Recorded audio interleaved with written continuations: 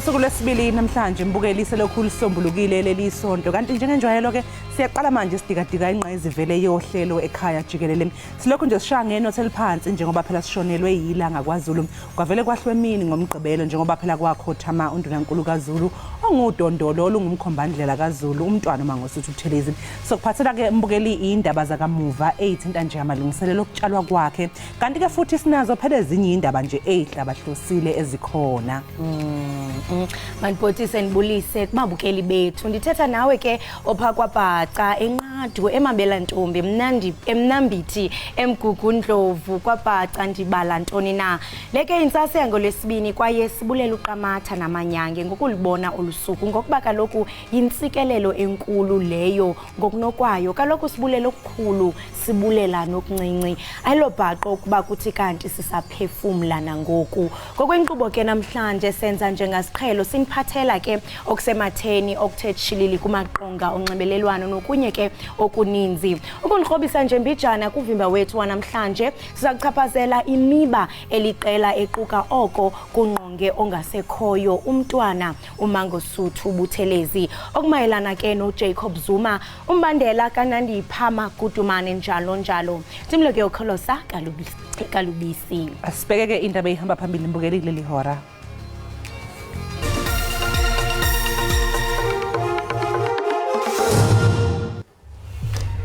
Ziyaqhubeka inhlelo zokutshalwa kandunankulu kaZulu umntwana uMangosuthu Buthelezi imbabezane emahaqa yakhothama ngempela sonto isineminyaka ecela ekhulwini idla anhlambana.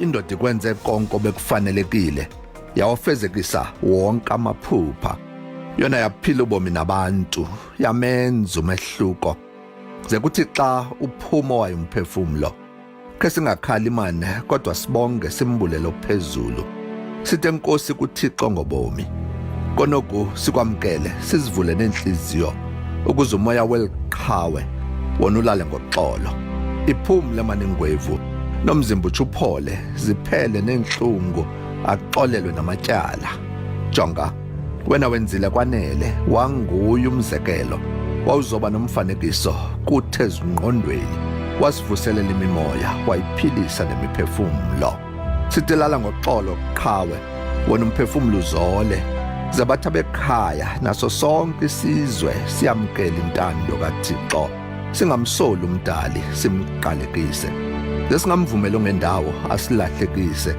thina sibambelele kwimfundiso zakho namabali singaze silibala igalelo lakho nokuhlakanipha kuthi ngokuwa kwakho thina sitholane sihlangane sihlobane ke sibambane mani sibe imbumba siqhubhe umzabalazo silizisa uthando noxolo kwisizwe sona sisigcine isibane singacimi uyabona ngala amazwi umntwana omXhosa uthi lala ngoxolo mzukulwana kaShaka ukuphumula umzimba uphole noko wena wenzile kona kwanele.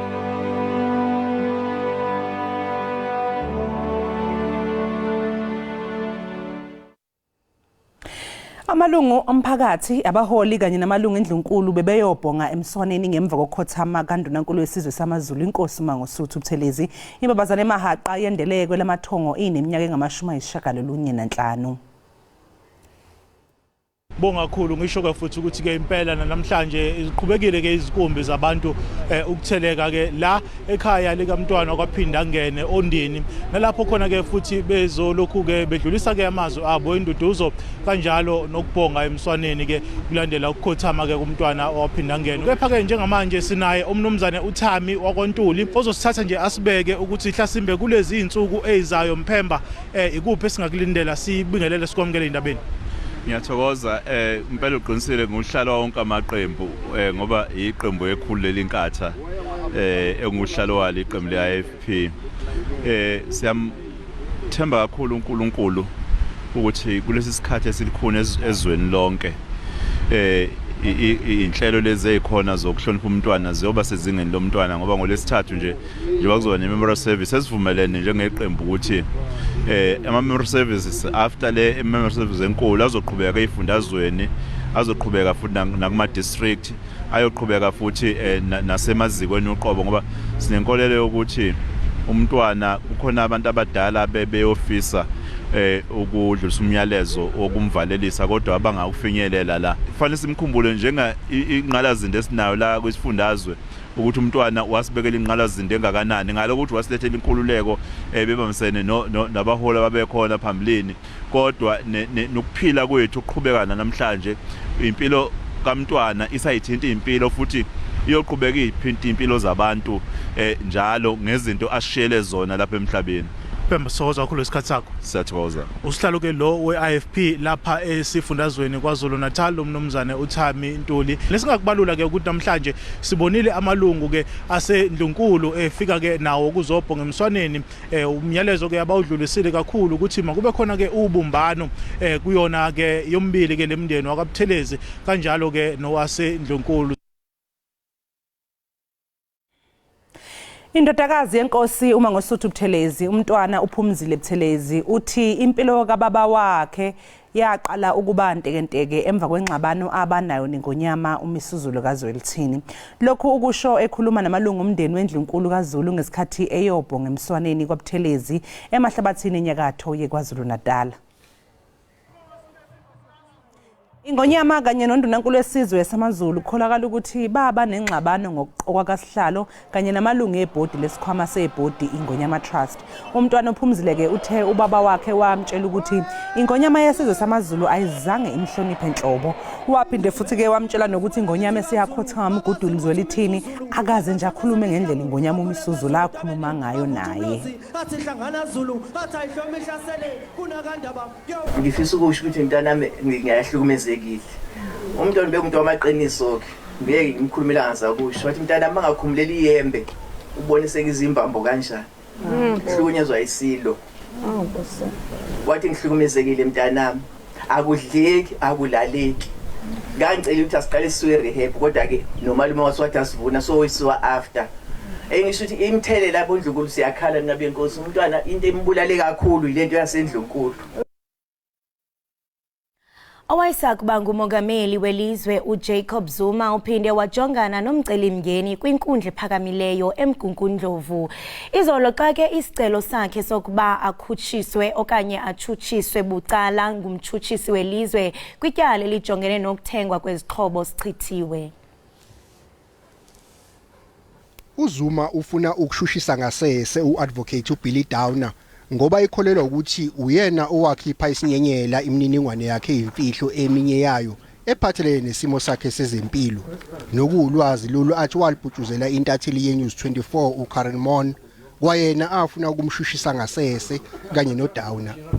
Abameli bakaZuma bebefuna ukuthi ongenani inkantolo yaseMgungundlovu ibagunyaze ngokuthi bedlulele enkantolo yokwedlulisa amacala iSupreme Court of Appeal eBloemfontein ngoba bekholelwa ukuthi enye inkantolo kungenzeka ithathe esinye isinqumo kulolu daba.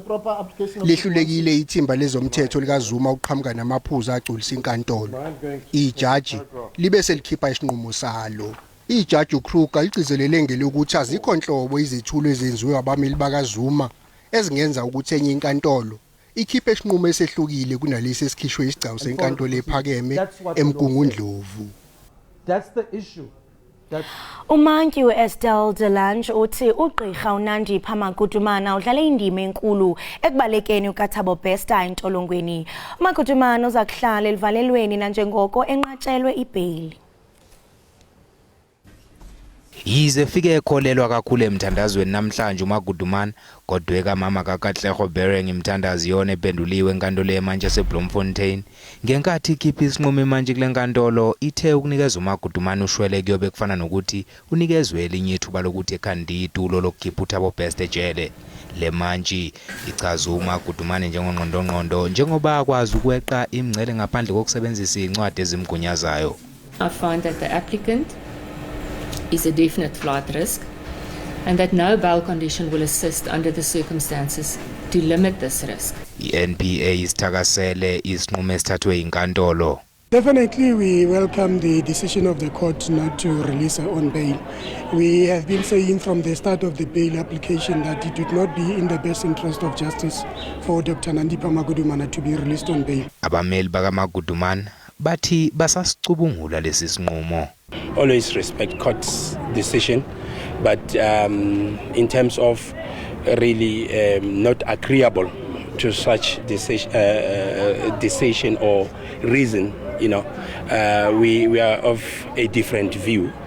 But like I said, we're still going through the judgment in its entirety, and we would be in a position to do a bit of mapping exercise and know what's the next step. Uqoshiwe uadvocate Busisiwe Mkhwebane kwesekuba umvikelo omphakathi ngemva kokuvotelwa kombiko wekomiti beliphenya ngobuqotho bakhe bokuba kulesi sikhundla. Umkhwebane ubevele esalelwe ke inyanga ukuze kuphele isikhathi sakhe kulesi sikhundla. Thank you, Public Protector. Limshonelo bomvikelo omphakathi uadvocate Busisiwe Mkhwebane emva kokuthi amalungu eParliament angaphezulu kwamakhulu evote ngo-elethu evumelane nombiko wekomiti eliphenya ukuziphatha kwakhe. Yes, 318. Noes, 43. Abstention, 1. The question is agreed to, and Advocate B. Mkhwebane is accordingly removed from the office of the Public Protector. Obengu sihlalo kanye nowafaka isicelo sokuqala ngomkhwebane bathi lolu suku oluyinqophamlando ngemva komsebenzi wabo odonse izinyanga eziyishumi. Well, we're doing our duty, very focused from start to the end.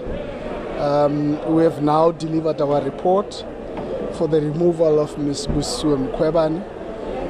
We're going to be focusing on other tasks that we have in Parliament. It was originally my motion that I brought before the House. Today is an extremely historic day. We have made history. It's a mixed bag of emotions because I'm very glad that we have seen democracy in action. I'm very glad that we have done what Judge Zondo has told us to do. Ngesonto ledlule uMkhwebane wazama ukuphindela emsebenzini ngoba ethi isikhathi sokumiswa kwakhe sesiphelile. Manje kubukeka sengathi uzolahlekelwa imihlomulo yakhe okubalwa kuyo imali yomhlala phansi ebalelwa izigidini zamarandi. Bukeli masithi iqhwisi yobhatala amatyala evenkileni ungaqushuqushalaze ubukele Ekhaya Jikelele. Mbukeli sithatha iqu eyitolo kanti uma ngabe sibuya Somebody was here when it happened.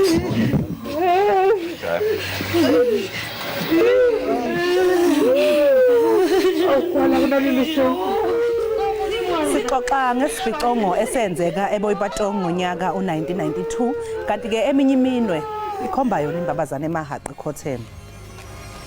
Siyabonga Jesu, siyabonga Jesu, siyabonga Jesu, Jesu usithethe, siyabonga Jesu.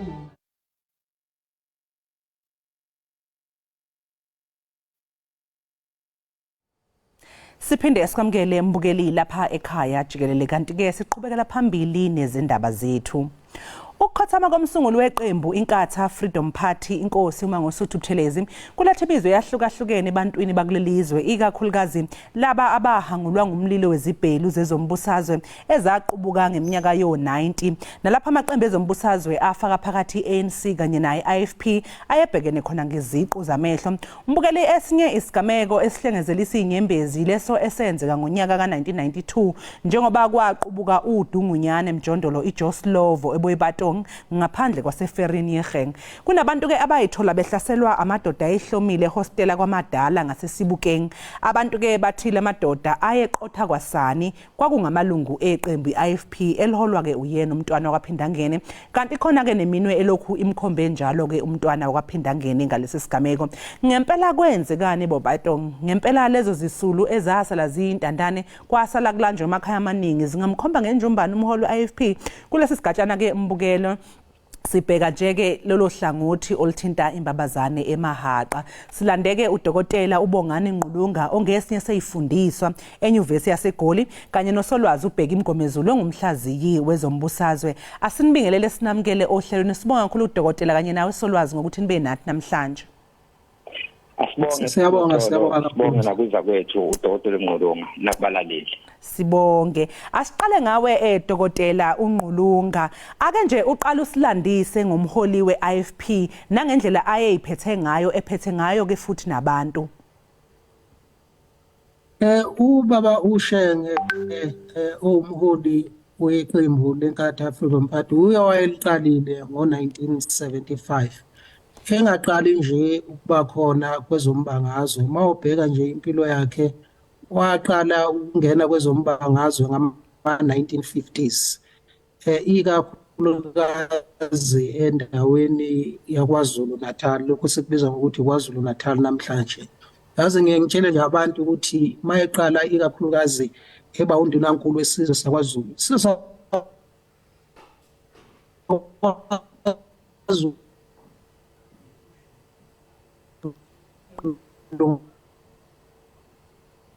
umthetho sasesiphelile ubukhosi bakhona buyinto esidicele namakuthi sesizwe esikhulu kangaka nje ubambe iqhaza elikhulu kakhulu ezweni samaZulu abamba iqhaza elikhulu kakhulu nasezweni lonke nje lase South Africa ube umholi ade ohlonishwa abantu yekushiwo ke ngesintu kuthiwa alikho isoka elingenasici ngicabanga ukuthi okunye sobe sikhuluma nje khona ekseni ezinye lezo zinto lezo ezenzekile ezigigaba ube umholi iminyaka edlula 70 uyibekile induku ebandla. Solazo Mngomezulu owakho umbuzo uthi ngempela likhona yini iqhaza lomntwana kwaphinda ngene ezigamekweni ezithinta isibhicongo saseboyipatong? No, sisinoxolo ngicabanga ukuthi la kunezinto ezimbalo okufanele sizibheke. Okokuqala sibheke ukuthi ungene kanjani kulolu daba kugcine sekuthiwa uyena owenza zonke lezi zinto. Sizokhumbula ukuthi njoba isibhicongo senzeka mhla zi-17 kuJuni ku1992 isimo sasimanzonzo eNingizimu Afrika kukhona ukubhekana ngeziqu zamehlo phakathi kwe-ANC ne-UDF ngakolunye uhlangothi kukhona i-IFP khona nama-ZP amaZulu Police ababefakwa ndawonye kwase kuzongena ke lento yobuhlanga ukuthi uma umZulu kuthiwa uyi-IFP noma kuthiwa uyinkatha uma ngabe umXhosa kuthiwa uyi-ANC okwakuyiphutha elikhulu ngoba khona abantu ababengamaXhosa bengamaZulu abanye bengamaZulu be-ANC abanye bengekho kulezi inhlangano ezimbili baku-PAC kodwa isithombe esakheka ileso sithombe iphuzu lokuqala lelo bese ke iphuzu lesibili sizokhumbula futhi ukuthi umntwana waphinda ngene kunama-clip ake adlalwa afakazela into engizoyisho njengamanje wathi umntwana waphinda ngene uphatheke kabi ukuthi abantu bakhe bayabulawa ngabantu bakhe la wayengasho abe-IFP kuphela noma benkatha kuphela kodwa wayesho nabantu abangamaZulu ngoba uma umZulu wawugcina ususondezwa ekutheni nawe uyinkatha so into eyenzeka lapha eBoyipatong kwafike kwaba khona iqulu labantu elasuka ehostela kwamadala layohlasela eBoyipatong kuyiqiniso lokho angeke iziphiko lonto lekuthi iyenzeka umbuzo ke okhona oqala ngothi labantu abaya kuyohlasela eBoyipatong besuka kwamadala ehostela babe yinkatha bonke na noma abanye babo babe ngamaZulu umbuzo oqala lo bese umbuzo wesibili uthi uthindeka kanjani ke umntwana kwaphinda ngene zimbili izathu esokuqala ukuthi kwaba khona abasebenzisa lento engisho le clip lena lapho ayethi khona angeke adedele abantu bakhe babulawa babhuqabhuqwe ekhona wayesithi abazivikele ngaleyo ndlela ke ukuhlasela kwalabo besuke hostela kwamadala kwahunyushwa ngokuthi bathunywe uyena umntwana ngokuthi uthi abazivikele bazivikele okwesibili ke okuyona into ebaleke kakhulu ngesikhathi kune commission le yamaqiniso nokubuyisana i-Truth and Reconciliation Commission kulabantu abayishumi ababevele lapha phambi kwe-commission kukhona oyedwa owayebizwa ngo-Andres Nosenga oyeneminyaka engama-26 wathi uma ethula ubufakazi wathi inkosi yakwaButhelezi yathi ikhuluma eralini Olundi emva kwalesi sibhicongo saseboyipatong yathi iyajabula ukuthi kwenzeka kahle ukuthi abantu bayo koziphindiselela kubantu baseboyipatong yilapho ke engena khona inkosi yakwaButhelezi bekanye nobabongasekho uThemba Khoza kwathiwa uThemba Khoza uyena owahamba waya ku Sergeant Pedro Piens wafike wayocela izikhali lezi zikhali zafike zafakwa ku ceiling board amazwi lawo ayekhishwa uAndres Nosenga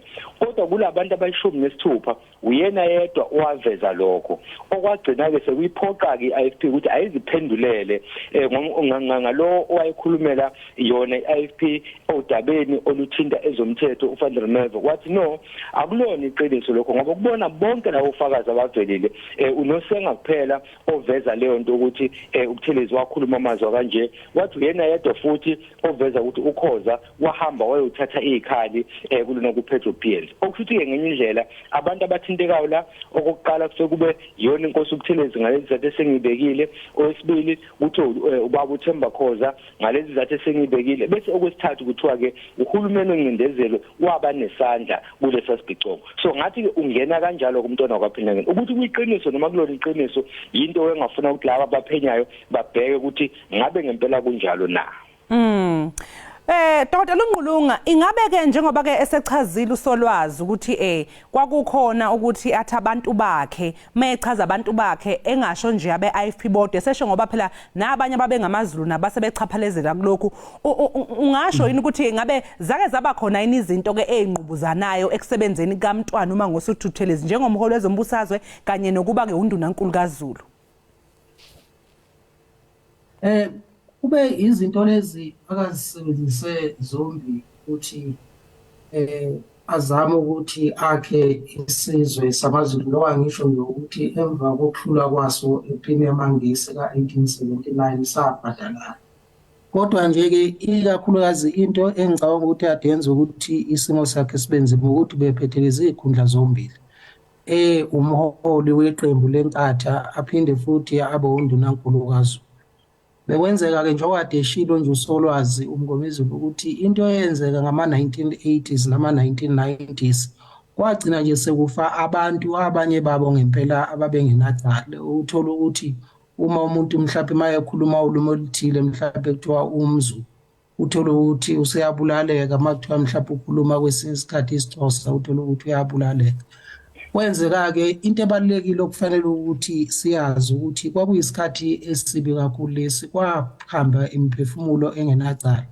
naye uShenge useyikhulumile le ndaba lena ukuthi ngendlela eyenzeka ngayo yaphuma esandleni ngoba uthola ukuthi kwelinye ilokishi abantu babulawa mhlawumbe ababalandeli benkatha uthola ukuthi abalandeli benkatha bahamba bayobulala abalandeli beANC kwelinye ilokishi ngempela ukuthi lesa sibhicongo esenzeka ngama-1980s nama-1990s ukuthi usikhiphe ngomuntu oyedwa ukuthi ubani wabulala abantu angiboni ukuthi loo nto loyo iyiqiniso ukuthi kwenzeka ngalowo hlobo lelo abantu abanibeka ngalo baningi abantu abafa bebulale abanye benkatha bebulawa abantu ababelandela iANC abe-ANC bulawa abantu abalandela inkatha abanye nje-ke futhi ababengenacala okwakungekho iqembu abalilandelayo okwake kuye ngokuthi nje ngaleso sikhathi uzwakale ukhuluma limi oluthini bese kuthiwa hayi ngoba wena ukhuluma lolu limi lolu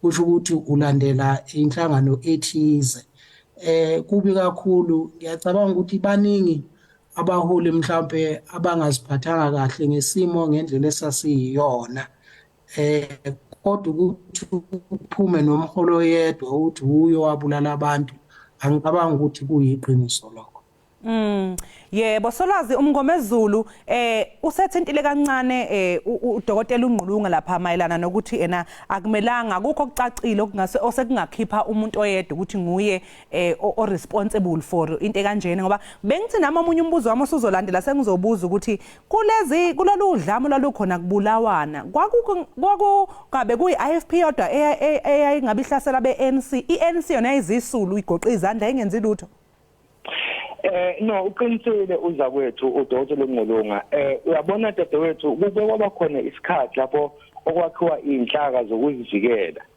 olunye uhlaka lwalubizwa ngama self defense units ama SDUs olunye lubizwa ngama self protection units ama SPUs ama SDUs iwona ayivikela iUDF neANC UDF lena yakhiwa ngo1983 bese kuthi ama-SPUs lawa okwezwakala ukuthi aqeqeshwa eCaprivi lona eMlaba Camp kwaba yiwona ayivikela ilona inkatha.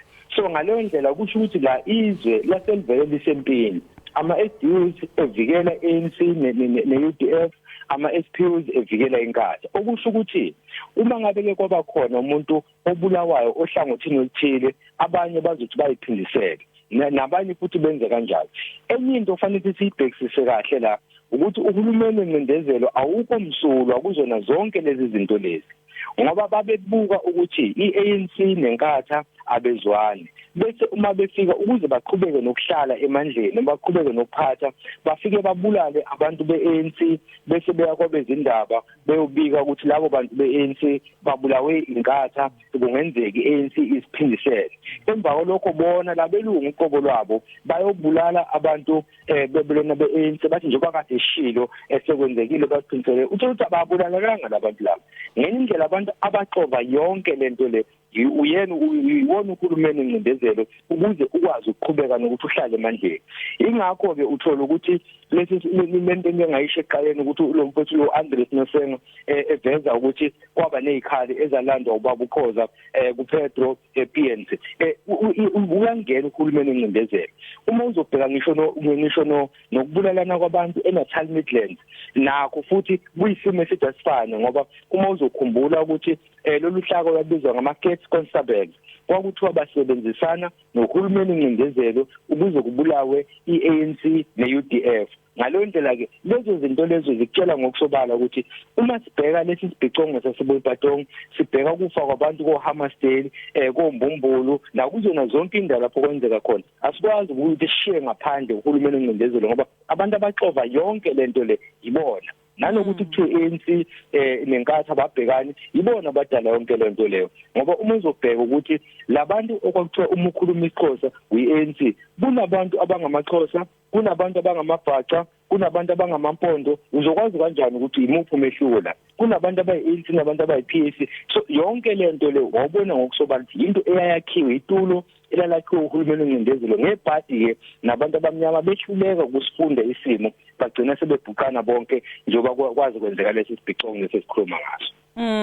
Solwazi Mgomezulu ngesingisi nje baye bathi benza lokhu okubizwa ngokuthi divide and rule, bebona ukuthi mangabe kuukuthi anizwani ebese befaka lo moya ukuthi bese nihlaselana nina ninodwa. Kunjalo dadewethu. Yebo Solwazi kanye nawe uDr Nqulunga, njengamanje uzocela nje ukuthi ke silalele la sizwe omunye umuntu kwaseBoipatong eyiphawulela yena ngesigameko esenzeka nangendlela yena ayibona ngayo izinto.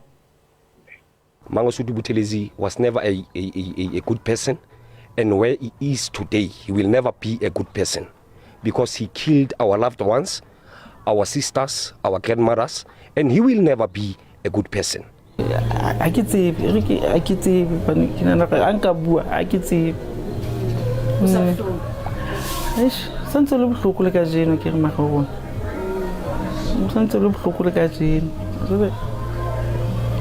it's okay. I can battle a whole one. I get like one from you went to sing uncle. I get a repackage with the rap. I get a lot of Tibamat. I take out a ring. I cover like a hot one. I cool like Okwaqala ke dokotela nawe Solwazi umbukeli laphayana uphawula ngakho ukuthi cha umntwana waphinda ngena ubengasiya umuntu olungile futhi nalapha khona ngeke azabe abe umuntu olungile ngoba wabulala amalungu omndeni wakhe. Owesibili ke obekhuluma ulimi lwesisuthu yena ke uthi nje kubhlungu kakhulu akazi nokuthi angakhuluma thini ukubuyela lapha kumbuyisela emuva. Mhlawumbe Dr Nqulunga ungatheni nje ke ngomuzwa walabo abantu abaqeda kuphawula, ingabe uqhele kakhulu yini eqinisweni? I mean kuyiqiniso ekuthaza ukuthi abantu abaningi imindeni yashonelwa izihlobo lokho kwenzeka eBoipatong. Kuyiqiniso futhi ukuthi mawungaya kwezinye izindawo la kukhona imindeni yalabo ababelandela inkatha laba shonelwa khona imindeni labo bawukutshela into efanayo. Njoba nje kade sisho noSolwazi ukuthi kwakuyisikhathi esinzima kakhulu lesi esenzeke eSouth Africa la kukhona izintandane namhlanje kukhona abafelokazi ngenxa yodlame olwalukhona. Kwakudlame kwaluphakathi kwalamaqembu amabili kuphinde futhi kungene unyawo lwesithathu lukahulumeni okwakuyilona olwalibhebhezela ukuthi luqhubeke udlameli phambili phakathi kwabantu abamnyama. Kubuhlungu okwenzeka, ningi imindeni yalahlekelwa ihlobo zayo njengoba kade sisishilo ukuthi mawuzothi ubheka umholo oyedwa uthi uye wakhanda konke lo ngoba phela kwafaka iy'nkulungwane ngezinkulungwane zabantu ngaba-1980s nama-1990s. Njengoba sesishilo ukuthi eBoyibatongi abantu ababekhona kwathiwa kwabantu abalandeli benkathi ababulala abantu, kodwa uma uye eKatlehong nakhona uzothola ukuthi kuthiwa abantu benkatha abashona babulawa abalandeli be-ANC. Njengoba sesishilo ukuthi kwakuyisikhathi esimbi kuliwa bulawana, kukhona nohulumeni emva ngemuva ebhebhezela ukuthi iqhubeke abantu abamnyama babulalane baye phambili. Into le engicabanga ukuthi isifunde esikhulu okufanele ukuthi sibe naso kuleli zwe lethu ukuthi kufanele ukuthi sikwazi ukuthi sibekezelelane, ngoba nakho ukuthi sikhombane ngeminwe sithi wena owabulala umzali wami nawe wena owabulala umfowethu, yiyo le yenza ukuthi abantu imoya ikhuphuke phezulu. Kufanele lokhu okwenzeka ukuthi sikushiye ngemuva, siqhubeke siye phambili, sikhande izwe okuyokwenza ukuthi kungaphinde kube khona into efana nalena eyehlela izwe lethu ngama-1980s nama-1990s la kwashona khona abantu abangenacala. Ngoba ukuthi usupport-a iqembu elithile akusho lokho ukuthi sekufanele ukuthi ubulawele lokho ukuthi usupport-a iqembu. Kwaba kubi kakhulu, abaholi bakithi bakuvuma bonke, naye uShenge lwesikhuluma naye uyakuvuma ukuthi kwaba into embi kakhulu eyenzeka, nabaholi futhi be-ANC bakuvuma ukuthi into embi kakhulu eyenzeka. Uma ukhumbula njena ubaba uMadiba naye ongasekho wathi uma ephuma ejele ebona isimo ukuthi sesizibi kakhulu, bathi abantu abathatha izibhamu, bathatha ocelemba namaphanga bahambe bokulahla olwala ngenxa yokuthi wayebona ukuthi ibulala izwe lakithi.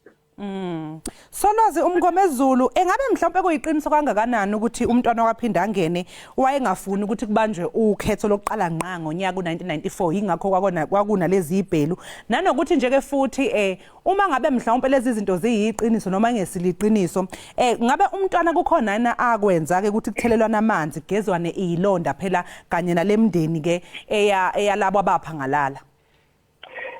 Sisinoxolo umbuzo wakho oqala, impendulo ithi akulona iqiniso. Akukhona ukuthi wayengafuni ukuthi kubanjwe ukhetho. Wayefuna ukuthi kubanjwe ukhetho. Sokhumbula ukuthi emva ukuthi iqembu ANC namanye amaqembu oPC namanye evule umlomo, kwathi uma ngabe kuqala izingxoxo ngalomculo owabhalwa kwathiwa iGrooteskiri Minute, kulandela umhlangano owabanjwe eGrooteskiri eCape Town kanye nePretoria Minute emva komhlangano owabanjwe ePitoli, kwabe sekubakhona izivumelwano okwafikelelwa kuzona. Kwabe sekuthiwa ke kuzoqala izingxoxo ngesikhathi ke sekuqala lezi ingxoxo zeCodes. Kulezo ngxoxo uma sezingxoxweni sisinoxolo ngisho ingxoxo zamaholo anivele nivumelane ngiqala nje, kuba nezinto ezibekwa etafuleni bese kukhulunyelwa phezulu kwazo. Ezinye zezinto ayezibekile umntwana wakaphinda ngene kwakudaba lokuthi uma ngabe sekwakhiwa leNingizimu Afrika entsha, uma ngabe sekuvotwa esakhe isifiso ukuthi kubuswe ngokwehlukana i-federalism. Kwasho ukuthi ke iningi labantu ababesezingxoxweni abahambisana ngokuthi wayefuna kube into efana nalenzeke emazweni afana noNigeria. Abantu abaningi bafika bahambisana lokho, kodwa kwabe sekuthiwa ke ukuze kuhlangatshezwane naye ephakathi nendawo okungenani akube khona izifundazwe, njengoba sinezifundazwe nje zaqala zisithupha zagcina ke zisishagalolunye. Okokuqala lokho, bese okwesibili enye into akhala ngayo wathi umbuso kaZulu ngokufisa kwakhe ufisa ukuthi ungashabalali.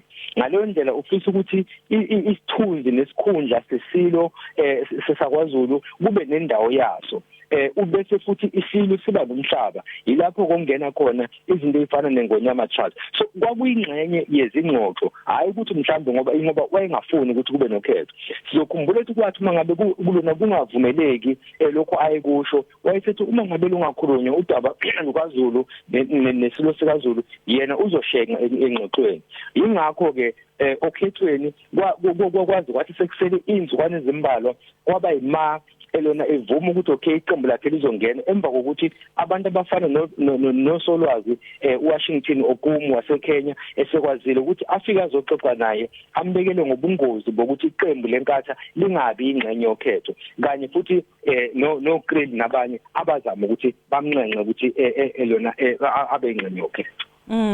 Sibonga kakhulu Solwazi uMngomezulu, sibonga kakhulu nakuwe Dr. Nqulunga ngesikhathi senu nangolwazi lwenu namhlanje kuseni. Sinifisele nje nosuku oluhle. Siyabonga kakhulu dadewethu nababukeli. Sibonge kakhulu.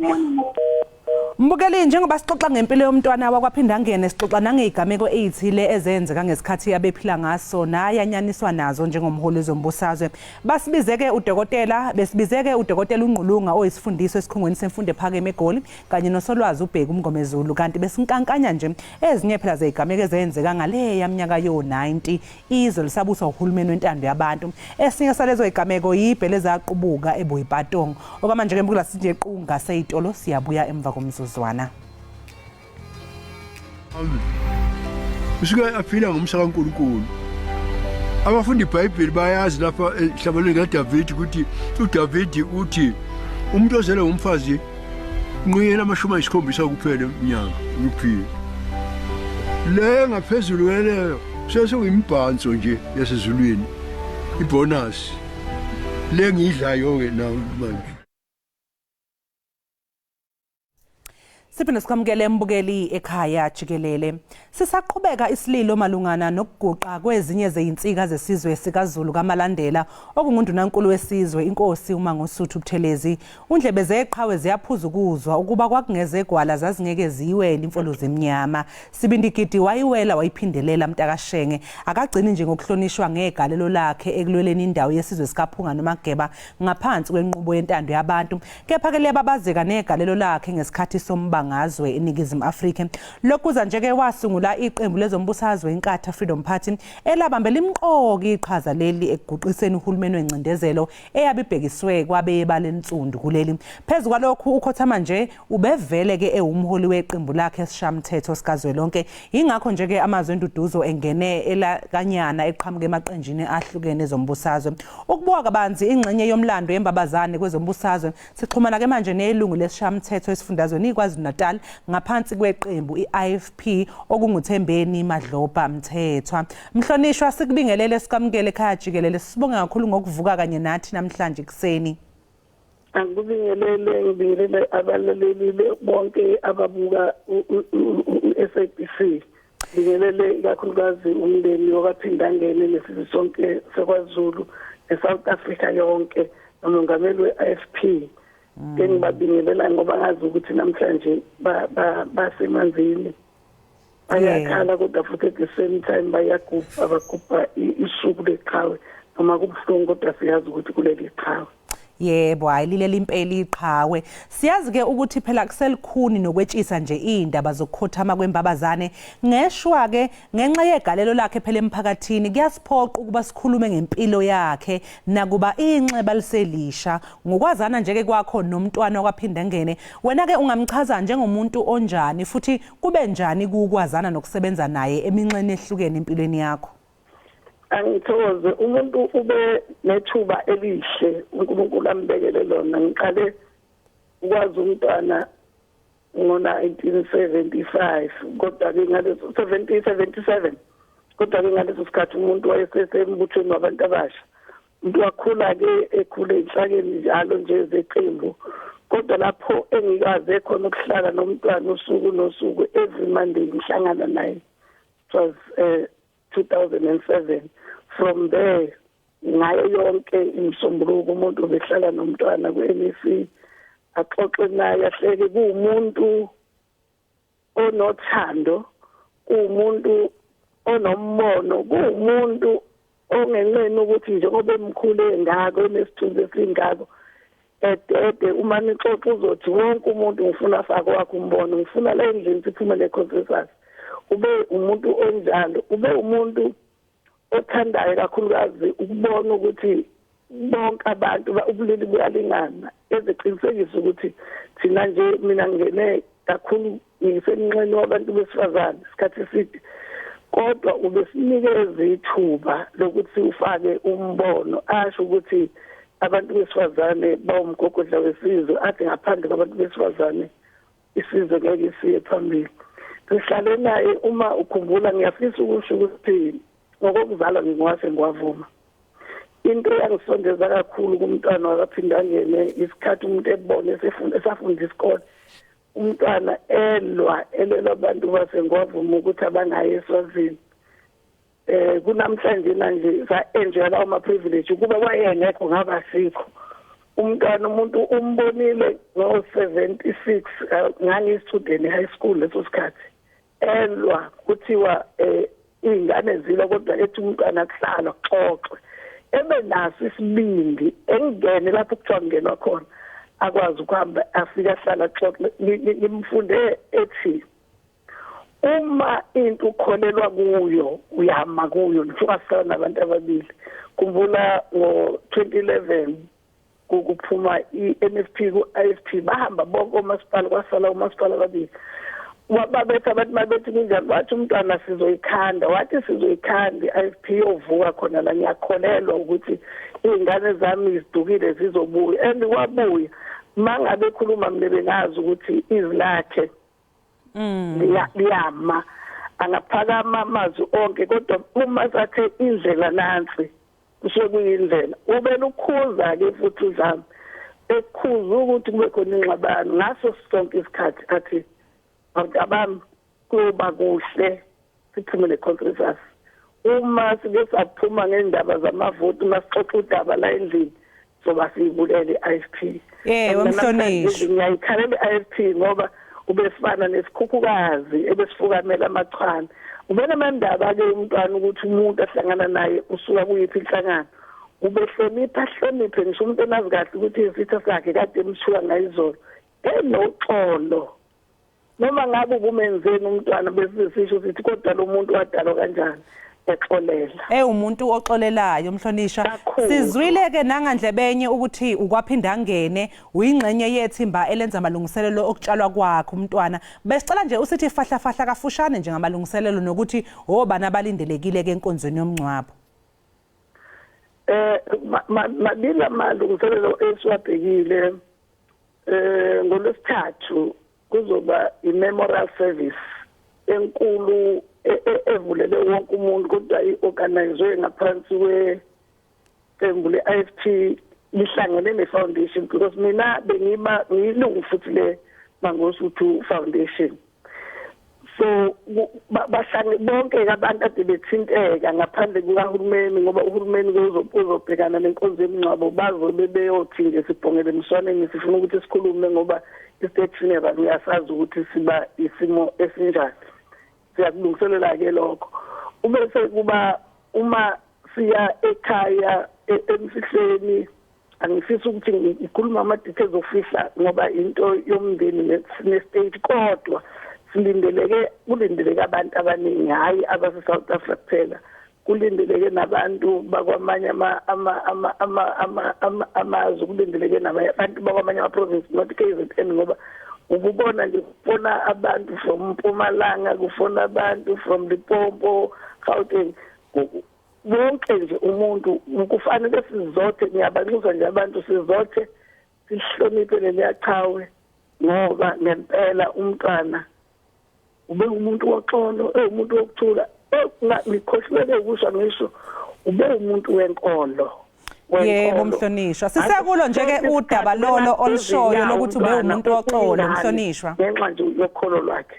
Yebo mhlonishwa njengoba nje ngiyaxolisa ukungena emlonyweni njengoba uPaula nje uthi bengifuna siphawule njengoba usho ukuthi ube umuntu woxolo phela isiZulu siyasho ukuthi akunaso ke lingenasici futhi siyazi ukuthi ukuba semehlweni komphakathi kudala imbono yahlukahlukene phela ngomuntu kamuva nje bengifuna ukuthi nje ke sixoxisane ngalolu daba lokuthi sike sabona iphephandabeni City Press lapha intatheli uMondli Makhanya ekhwele wadilika kuShenge emsola ngezinye zegameke inesihluku nezinyantisi igazi nokuthi ke empeleni waba imbuka wasebenzisana nohulumeni wencindezelo ukwenza gqoze ukuzuzwa kwenkululeko kuleli kugqoze kuthini ke mhlawumbe uPaula kwakho noma kwenu nje njengeqembu ngalolu daba? Umsakazi abantu angeke uthande bonke amathi umntwana bengeyona ke imali ukuthi mhlawumbe bazomthanda bonke ngoba bafuna lokho umntwana benganqingi beme eqinisweni oba mavukana ke kusuke kufuna mhlawumbe bafuna ukukikilika kwamaqhudu uma umuntu la eSouth Africa efuna ukugama kupolitics kufanele athi ukushenge kuzabonakala ukuthi inkunzi ke yena into kaMondli Makhanya ngempela iyacika futhi ayinabo ubuqiniso futhi uswela abantu abadala nje abangamkhuza ngoba ngeke ukuthi bonke abantu i-percent elikhulu ngisho South Africa yonke ikhala ilila enze lento ayenzayo kukhona umuntu osoke wahambisa imessage enkundleni zokuxhumana umhlonishwa ukhoza ekhuluma ukuthi kwesinye isikhathi entweni zezimpi bayaphuma abantu i-ISP kwafa abantu about 25,000 esingazi nanamuhla ukuthi bafa bablowo bani kodwa futhi thina asisoli muntu ngoba siyazi ukuthi kwakuyileso sikhathi kukhona abantu abangabulawanga i-ISP abangabulawanga futhi ANC kodwa uthola ukuthi kwaba khona i-third force phakathi kodwa abantu bathanda ukuthi besembathisa umuntu umntwana really uma ngisho basica abantu bephethe induku nje emcimbini we-ISP bekhuza abantu ke ngeke omunye umuntu yoqhamuka aqokazenze i-ISP ukuze abheke i-ISP Iwamhlonishwa Makhanya iyasithunuka iyasihlukumeza kodwa ngoba sifundisiwe umntwana usifundisile ukuthi landelani izindlela ezi-correct ngoba uyasiprovoka kodwa asizukuya lapha yakhona ngoba ngabe sesiphoxa umntwana mangabe singalandela yena siyomlandela nje ngama-channel a-correct ayosenza besigcine sifikile lapho kufanele sifike khona nani clip ka Onishwa njengoba nje ke sesilikakanyile lelo daba bengizofisa nje ukuthi udirector akangidlalele lapha iclip ka Chris Hani lapha ekhuluma khona ngalolu daba sobe sesiqhubeka nenkulumo yethu sesiyiphetha. Okay. Ake mbukeli ngathi kubukeka sengazi ukuthi sizoqhubeka ke nongxoxo kanye nomhlonishwa umhlonishwa sicela nje ke ukubuza mhlawumbe ama details ukuthi i-memorial service mhlawumbe ngabe izoba nini ngoba sizwile ukuthi uzofihla ngolesihlanu i-memorial service ingolwesithathu ngo-9 o'clock khona Olundi ePrince Mangosuthu Stadium Olundi. Sibonga kakhulu ke mhlonishwa uThembeni Madlopa Mthethwa ngesikhathi sakho sinifisele nje konke okuhle bakithi siphinde sithi dudukini njengeqembu sengathi nje nezinhlelo zonke zomntwana wakaphinda ngene zingahamba kahle alale kahle njengeqhaweleli abeyilo. Siyathokoza kakhulu. Siyabonga. Mbukelekelo besixoxisana naye umhlonishwa ke uMadlopa Mthethwa okhulumela lapha yana iIFP njengamanje ke sothi qu 8 olo siyabuya emva komzuzwana.